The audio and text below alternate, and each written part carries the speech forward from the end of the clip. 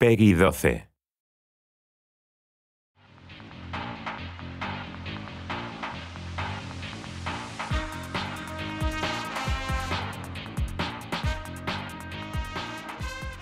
On June 28th, 1985, I played Spy Hunter at the 3rd Annual Masters Tournament, which was a Guinness Book tournament. I played the game for 12 hours straight on 1 quarter. I found out later on that it was good enough for the Guinness Book, and I was published.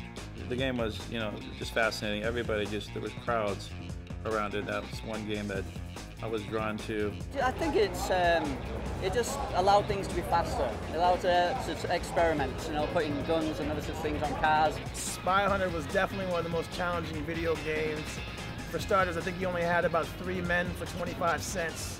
And it was real hard, the game was non-stop. You pretty much were working. You couldn't take your eyes off the machine for even 2 seconds. I think it was just different than what they had in the past. It wasn't a maze game like Pac-Man. People were looking for unique games that simulated real life. And this was one of them that did that very well.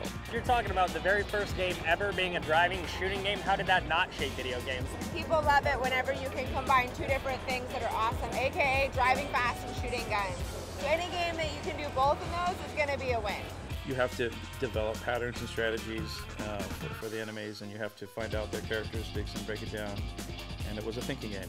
The game design was simple and easy to learn, but hard to master.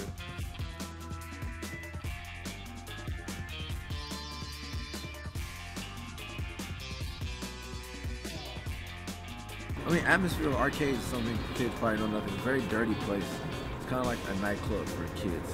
All the girls were there, all the guys were there. If you weren't in the arcade, you're kind of a square, you were a superstar if you were good at a game.